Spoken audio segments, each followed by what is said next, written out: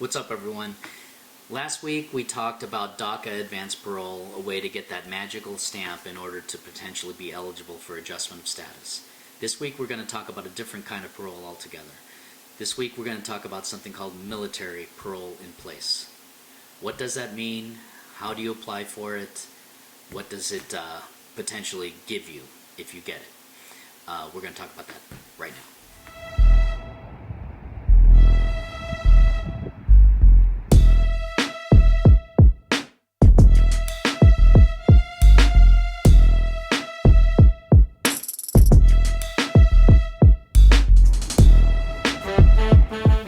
Military parole in place is a benefit offered to families of active duty military members, whether in the traditional branches of the military or the reserve or selected reserves of the military, as well as those who are not active duty but they were not dishonorably discharged.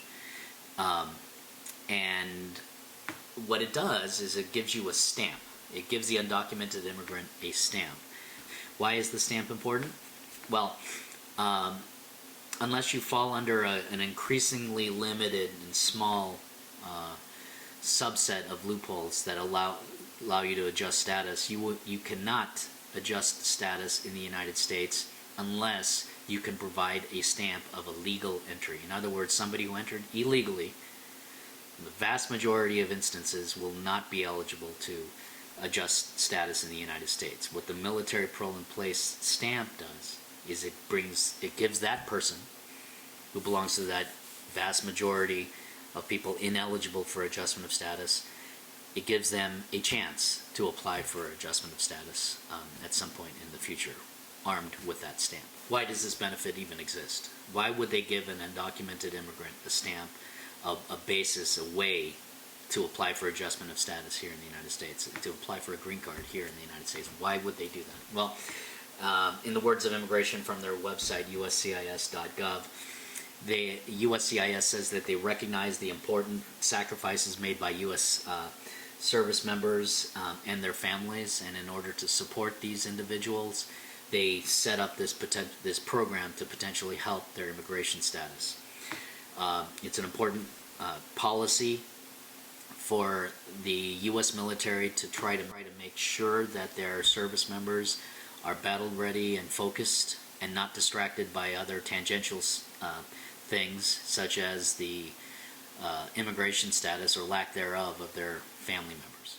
Who does this apply to?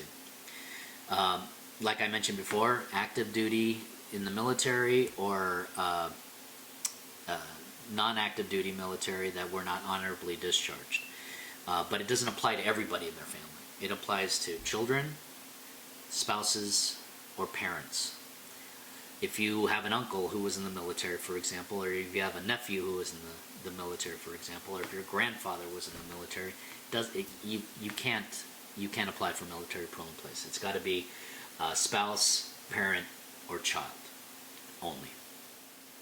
So you apply for military parole in place by applying, again, just like DACA advanced parole, on the form I-131 application for a travel document. You include there the proof of the military membership of the U.S. service member, family member. That could be the DD-214. It could be paperwork indicating that the family member was honorably discharged from the military.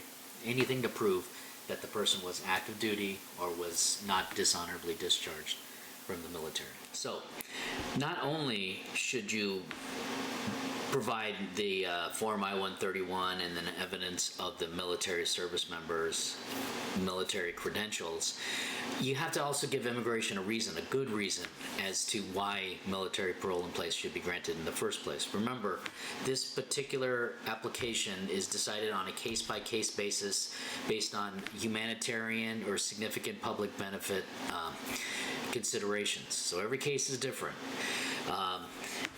you know, perhaps the U.S. military service member can say that it's an ongoing distraction or an ongoing source of anxiety for him, that his mom has been undocumented all these years, that, you know, the constant worry that at any point that his dad or his spouse could be deported weighs on him and perhaps is distracting to him.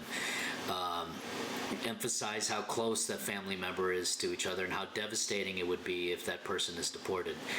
Again, you got to emphasize the humanitarian aspects, the public benefit aspects of granting parole in place, because it's not given automatically to every single qualifying case. It's decided on a case-by-case basis based upon humanitarian or significant public benefit considerations.